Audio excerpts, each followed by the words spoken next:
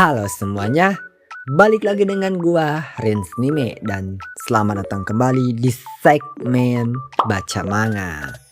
Pertama-tama gua mau ngucapin dulu minta maaf kepada kalian yang nunggu konten dari gua. Udah 2 minggu lebih gua nggak upload karena kesibukan di real life. Jadi sekali lagi gua minta maaf sebesar-besarnya. Ya, kali ini Mimin akan lanjutin lagi manga Canto Tsukite Yeru Komuso yang sudah masuk ke chapter ketujuhnya. Setelah pada chapter sebelumnya, para heroin utama kita kalah telak atas Nanao Nanase. Bagaimana kelanjutan kencan Izumi dengan Nanase? Hai, gua Rins Nime dan ini dia alur cerita manga Canto Tsukite Yeru Komuso chapter ke-7.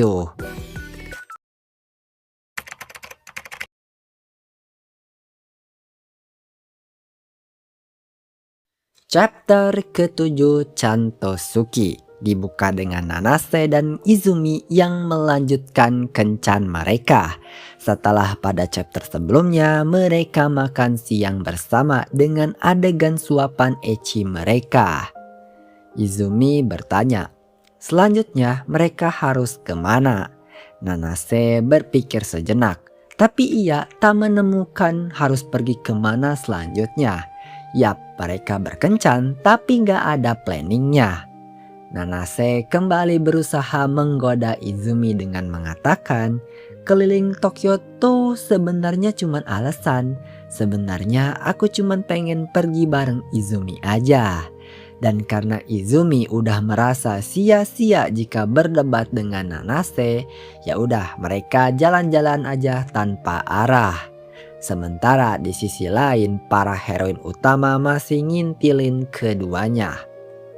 Izumi dan Nanase berkunjung ke banyak tempat. Sementara para heroin utama pada masih ngintilin Izumi dan Nanase, bahkan ampe ngefotoin momen keduanya. Tapi di sisi lain ketiga heroin utama bisa saling dekat dan akrab, bahkan keasikan main bareng. Sampai-sampai mereka kehilangan jejak Nanase dan juga Izumi. Di sisi Izumi dan Nanase mereka berkunjung ke toko pakaian. Nanase memuji Izumi jikalau Izumi itu tipe yang cepat tanggap dan paham kondisi. Walau mereka nggak jelas kudu kemana, Nanase belak-belakan ia suka tipe kayak Izumi. Izumi lalu menjawab ia lahir dari keluarga sebuah perusahaan terkenal. Nanase menebak kalau yang dimaksud Izumi adalah Sumie Group. Izumi menjelaskan ia bukan lagi calon penerus, ahli waris sudah diberikan kepada adiknya. Bisa kita lihat Izumi nampak memiliki masalah besar dengan keluarganya. Ia merendahkan diri jika ia tak berbakat seperti adiknya. Ia juga sudah dicoret dari keluarga Sumie. Izumi di sini lalu mengalihkan topik, membicarakan tentang fashion. Nanase cukup terkejut Izumi sangat mengerti tren fashion. Izumi menjawab ia bisa tahu itu karena Amane. Nanase yang cemberut meminta Izumi memilihkan pakaian yang cocok untuknya. Izumi dengan muka memerah ia menunjuk sebuah pakaian. Nanase kemudian berniat mencobanya. Sembari menunggu Nanase yang tengah ganti pakaian di ruang ganti, Izumi kembali merenung. Apa ia terlalu banyak bicara tentang masalah keluarganya?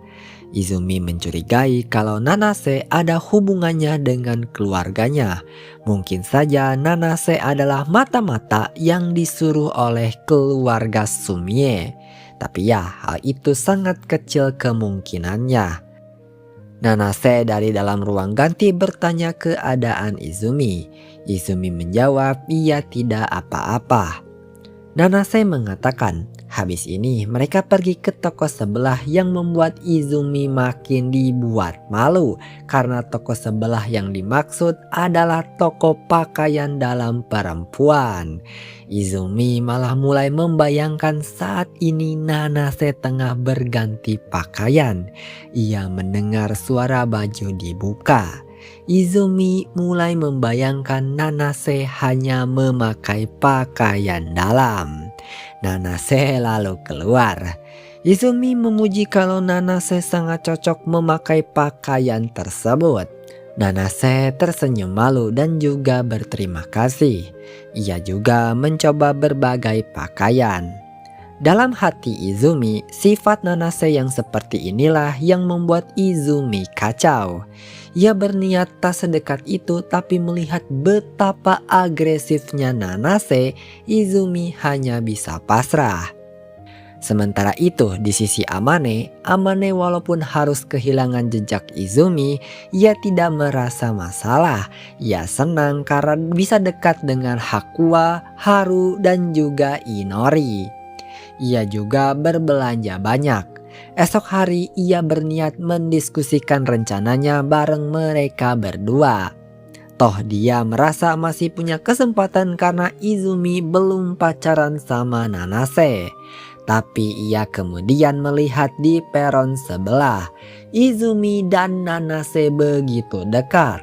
Nanase mendekat seolah memberikan ciuman kepada Izumi. Amane seketika shock. Apakah beneran dia masih sempat dan punya kesempatan? Apakah ini akhir dari lomba para heroin? Namun chapter ke-7 Chantosuki berakhir di sini.